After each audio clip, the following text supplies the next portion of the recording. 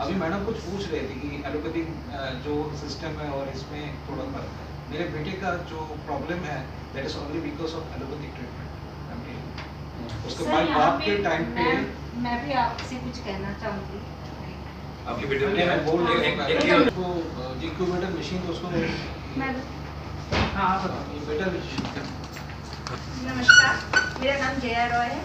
मैं ये प्रोडक्ट पिछले इस साल के फरवरी से यूज़ कर रही हूँ। मेरी हस्बैंड और हम दोनों ही यूज़ कर रहे हैं। हमारे डबल बेड पे बिछा हुआ है, कॉम्बो पैक लिया था हमने। तो इसका रिजल्ट मेरे हस्बैंड ने तो बताया आप सबको कि उनको कितना बेनिफिट हुआ। मुझे भी बैक पेन है क्योंकि मेरा बेबी सिजेरियन था, तो मुझे भी लोअर बैक में हमेशा पेन होते रहते थे। मैं ज़्यादा देर खड़े होकर काम नहीं कर पाती थी। अब मैं पूरे दिन अपने काम को इजीली कर भी लेती हूँ और एनर्जी लेवल भी अच्छी बनी रहती है। पानी भी पीती हूँ। और फिर मेरे बेटे को एलोपैथी से जो प्रॉब्लम है, मैं आज पूरी तरह से एलोपैथी के खिलाफ हूँ। हाँ, क्योंकि एलोपैथी ने मेरे फैमिली में बहुत सारी प्रॉब्लम्स क्रिएट किए हैं। मैं अपनी ही लाइफ के बता रही हूँ। मेरा बेबी जब होने वाला था तब डॉक्टर ने मेरे ब्रेन में ये चीज़ डाली गई कि आपका बेबी नॉर्मल नहीं हो सकता है क्योंकि आपको सिजेरियन बेबी होना है। फर्स्ट बेबी आप रिस्क मत लेना। हम दोनों ने भी डिसीजन लिया कि चलो सिजेरियन हो जाए, अच्छी बात है। सिजेरियन हुआ, ठीक है, दैट्स ओके, सब कुछ नॉर्मल चल रहा है। एक दिन के बाद मुझे ये बताया जा रहा है कि आपके बेबी को ना शाम के टाइम होगी, जब डॉक्टर नहीं है, पीडियाट्रिशियन नहीं आए हुए हैं, उस टाइम मुझे ये बताया जा रहा है कि आपके बेबी को हमें लग रहा है कि उसे ना जॉन्डिस जैसा हमें फील हो रहा है। मैं तो बेड पे हूँ, मेरे हस्बैंड सुबह शाम आते हैं, मुझे बस खाना देकर चले जाते हैं। वहाँ के जो नर्स वगैरह वो टेक केयर कर रहे हैं मेरे बेबी का। फिर मैंने वो भी मान लिया कि चलो ठीक है, मैं देखती हूँ। फिर एकदम से मेरे बेबी को उठाने लगे मेरे से। मैंने कहा ये क्या कर रहे हो आप लोग? तो कह रहे हैं कि नहीं, इसको हम ना इंक्यूबेटर मशीन में, जब उस चीज़ के बारे में मुझे कोई नॉलेज नहीं थी। मैं 23 ईयर्स की थी उस टाइम। मुझे कितनी नॉलेज हो सकती है आप सबको पता ही है, उस एज में क्या नॉलेज होती है। फिर मैंने कहा ये क्या होता है? कह रहे कि उसमें हम रखेंगे ना तो आपका बेबी को ना बिल्कुल नॉर्मल जॉन्डिस नॉर्मल हो जाएगा। जो फार इंफ्रा रेज होते हैं वो उसमें हम ना आर्टिफिशियल तरीके से हम देते हैं। मैंने कहा एक मिनट रुकना, मैं पहले अपने हस्बैंड के पास मोबाइल नहीं था उस टाइम, 2002 की बात कर रही हूँ मैं। उस टाइम मेरे पास मोबाइल नहीं था। मैंने कहा कि एक मिनट रुकना, मैं रिसेप्शन पे जाकर पहले अपने हस्बैंड को कॉल करूँगी, वो घर से आएंगे तभी, वो परमिशन देंगे तभी मैं इसे आपको बोलूँगी करने। उन्होंने तब तक मेरे से छीन के मेरे बेबी को डाल दिया। और आप मानोगे नहीं, एक मदर के लिए वो इतना पेनफुल है। आज 20 साल मेरे बेटे को हो चुका है, सॉरी, लेकिन मुझे वो दिन आज भी याद आता है। जुलाई का मंथ था, उन्होंने रखा 8 दिन तक अपने पास रखा। उसके बाद छोड़ा गया। वो पैसे बनाने के लिए अपना करते ही हैं, उन्होंने अपने पैसे बनाने पे पैसे बनाया उन्होंने। फिर बेबी को लेके जब अब ठीक है, बेबी मेरा 3.5 किलो का हुआ था और बिल्कुल सूख के यूं हो गया बच्चा। मैं लेके आई, पूरे बॉडी में उसके रैशेस। मैंने किसी को छूने नहीं दिया हॉस्पिटल में। मैंने कहा अगर आगे किसी ने मेरे बेबी को टच किया तो मैं उसकी जान ले लूंगी। मैं इतनी खतरनाक हो गई थी उस टाइम। फिर मैं सेकंड डे मैंने वहां से ये करके मैं लेकर आई अपने बेबी को, डिस्चार्ज करवाया। मैंने मुझे डरना नहीं है। फिर मैं वहां से आकर फिर वहां से मैं अपनी मदर के पास चली गई थी। अपने मदर के पास मैं चली गई, वहां पे मैं रही। उस टाइम 3 मंथ्स का जब बेबी हुआ, फिर मैं दिल्ली वापस आ गई।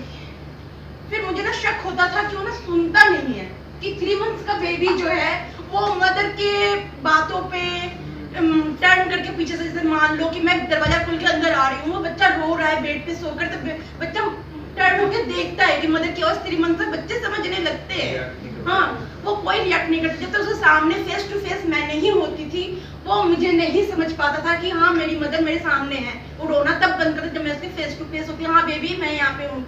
अदरवाइज वो नहीं, कभी नहीं करता था।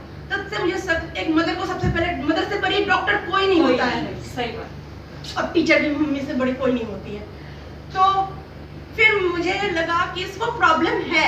मैंने इनको बताया, मेरे हस्बैंड को बताया कि मेरे बेबी को ना कुछ प्रॉब्लम, मुझे लग रहा है कि उसको सुनने में कुछ प्रॉब्लम है। इन्होंने कहा कि नहीं तुम अकेली रहती हो ना, तो तुम्हें ऐसा फील होता है, मुझे तो नहीं लगता।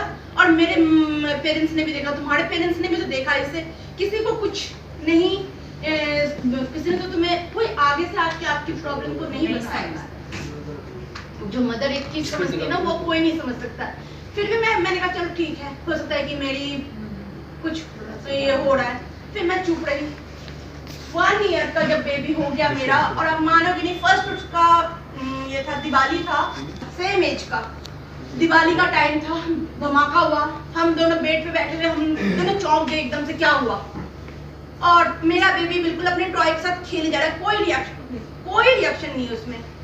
हम दोनों मिले, मैंने कहा ये क्या हुआ, और सामने बेबी इतने शोर मचा रहा है, रोए जा रहा है। फिर मैं भाग गई, आंटी क्या हुआ, आपका पोता क्यों रो रहा है। तो उन्होंने कहा कि वो अभी धमाका नहीं हुआ पीछे, तुमने सुना नहीं जया, बच्चे अचानक से कोई इतना बड़ा धमाका हो जाए, बच्चा तो हम चौंक गए, जहाँ बच्चा तो रोएगा।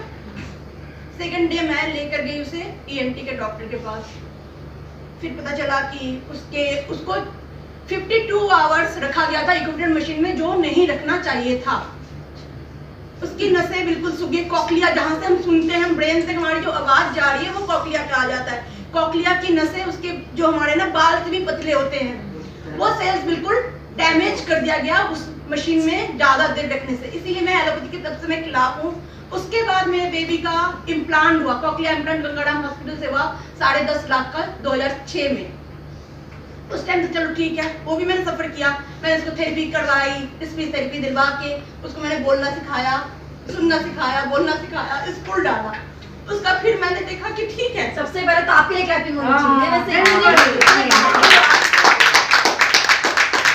फिर मुझे लगा कि नहीं, जब भगवान ने दोनों कान दे रखा है तो एक में नहीं, दोनों से सुने बच्चा।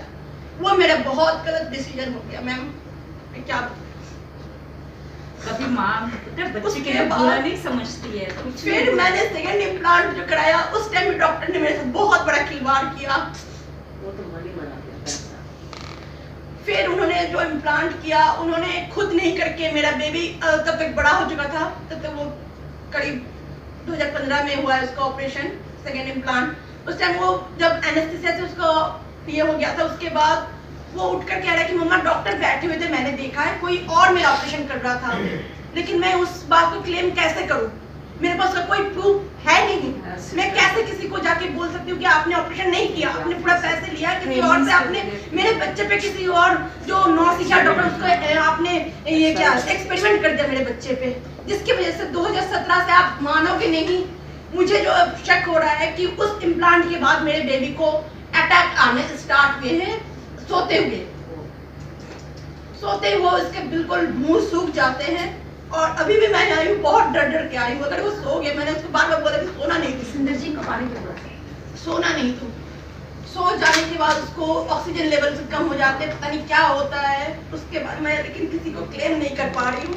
ये मेरी सबसे बड़ी, कि इस पोजीशन में वो मैट्रेस यूज नहीं कर सकता बच्चा, नहीं इम्प्लांट में नहीं कर सकते हैं, क्योंकि इम्प्लांट हुआ है, वो इम्प्लांट भी मशीन काइंड ऑफ मैग्नेट है, आप नहीं यूज कर सकते, डैमेज हो जाएगा।